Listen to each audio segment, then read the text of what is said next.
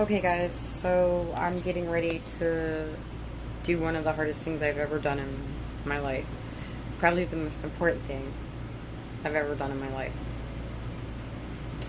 I've been procrastinating about something for about 10 years.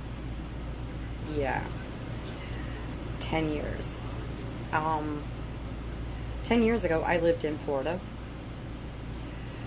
and it was September 25th. I went to sleep that night. And what happened next was not a figment of my imagination, was not something I pulled out of thin air. I'm going to prove it to you by telling you what else happened. But most importantly is I've been dealing with this guy lately. It's called conviction, and yeah, it's to the point where my husband's coming home asking me if I have shared this video yet. Yeah, it's like that. So, let me tell you what happened. I went to sleep that night, and wow, things got real. They got really, really real. I saw two massive angels standing over the East Coast, or eastern part of America. And they were so massive in scale that they towered into the heavens. And how I could even see their faces, I can't explain. It was supernatural, because there's not even a word for how massive they were. They were red, and their faces were stern and not changing. I was running from the very lowest part of Florida all the way down near Miami. Somehow I was there, and I could see ships off of our coast. Somehow I knew that these were not our ships. There was fire falling from the sky. Now guys, let me make this clear first off. This was not just happening in Florida. I was supernaturally aware that something massive was happening on a worldwide scale. As I ran, I saw these massive sinkholes opening up from the ground. And even scarier, fire was coming out of them, as fire was coming down from the heavens. I could hear the people crying out to these angels and God for it to stop, but their faces were stern. It was not going to stop, guys. Time was up. We were being judged, and in particularly in this dream, America was being judged. I became larger as I was running through Florida to get up to Pensacola, where I lived. All I wanted to do was get home. And as I grew bigger, these holes grew bigger. And they were happening everywhere. I could hear screaming and crying and pleading. But it was too late, guys. As I reached the tippy top of Florida, I suddenly became very large. Not as large as these angels, but very, very large. And I could see almost all of the Americas at this point. And off to my left, my northwest from Pensacola, I saw a massive white bubble, and it sucked in on itself. Guys, I knew it was a bomb. Now, mind you, I tried to outsmart God, and I thought we would move and get out of this place and blah, blah, blah, and we did. The irony is where I'm making this video now is almost right exactly where it started. There is no outrunning this. There is no... You can't outsmart God, okay? Anyway, so when I woke up, I felt inclined to write this person that I was following, who had a Christian teaching, and I was just getting into my faith really at that point. And I didn't know a lot about prophetic stuff or end time stuff, nothing really at this point. So I wrote this person, and I told them about my dream. I go outside, and my neighbor is standing. It was almost like she was coming to me at the same time. Now guys, this isn't a dream. She walked over to me and she said, Mia, I had a really terrifying dream last night. I said, yeah, you first. She said that she dreamed that her and her son were hiding under their front porch, that troops were walking up and down our streets, and they were looking for all of us. And then I told her about my dream. I went home. I tuned in that night to this channel's live stream. This person, this was their night to stream. And when they came on, the first thing they said was that day they were written by an overwhelming amount of people that had end time dreams that night. The reason that I'm sharing this now is because for 10 years I've been afraid of what people would think of me, that people would not believe me. Right now I could care less if anyone believes me. I pray to God some of you are listening and that I'm planting a seed. All I know is that He's not leaving me alone about it, okay? So I'm doing what I'm supposed to do.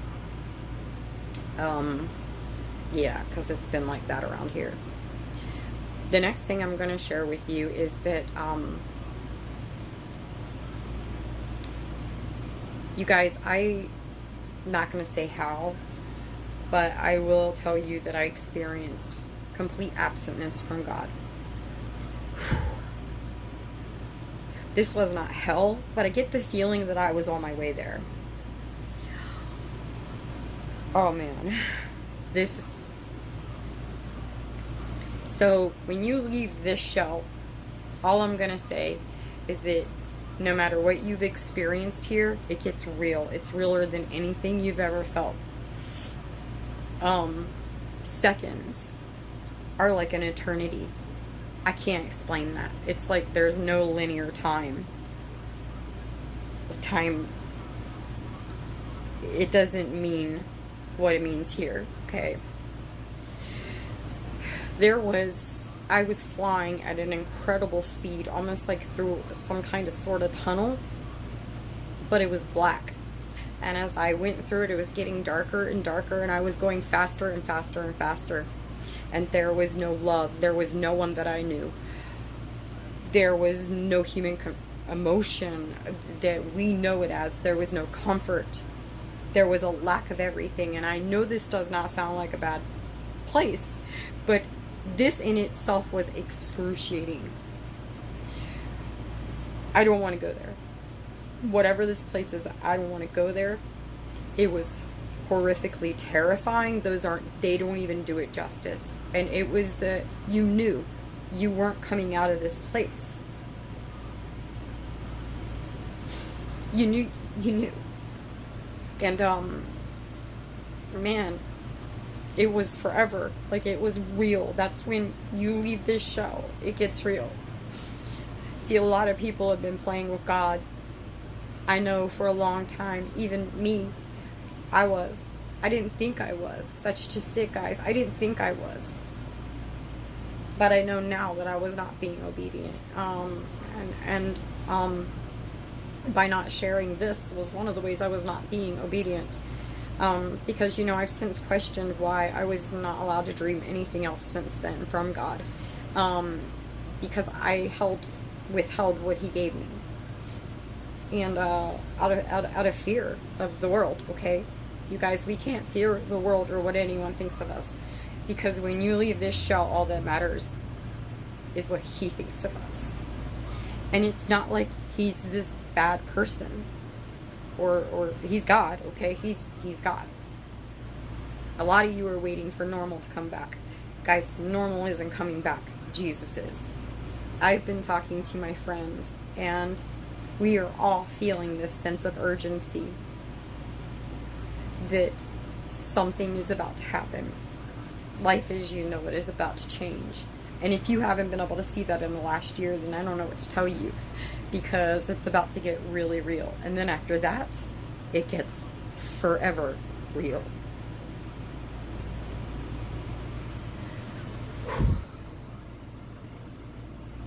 I will be leaving social media. But I will be putting these things up on different platforms because I'm Just, I'm doing what I'm told. I love you all. And,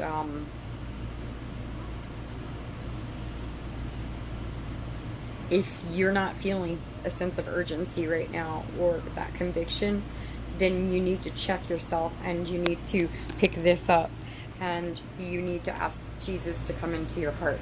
Okay, guys? If you're not feeling this sense of urgency, something's wrong, because I can tell you across the board, and I talk to people within during that 10 years, I grew into a community, and they are all saying the same thing, that they feel something is coming, and a sense of urgency like they can't explain. Guys, I'm sharing with you what's going to happen, okay? This isn't just America. Don't think you can outsmart God and go find some place to hide, because that's not the way this works. I was supernaturally aware that this was happening everywhere, and I could hear everyone crying for it to stop. But guys, I could see their faces, and they were stern and unchanging, and we were being judged.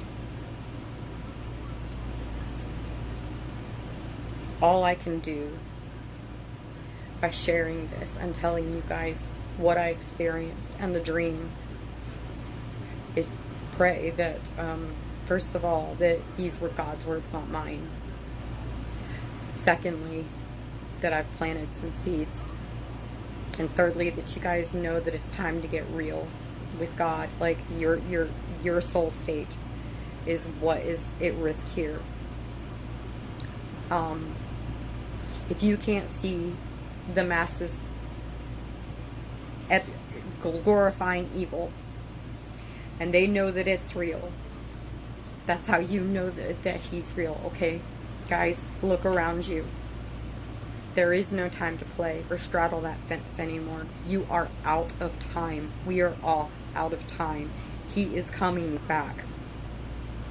And you will give an account. And you will experience separation. And I know that where I went to was not hell. But again, I was on my way someplace very fast. The speed of light, the speed of sound couldn't hold a match to what I'm telling you.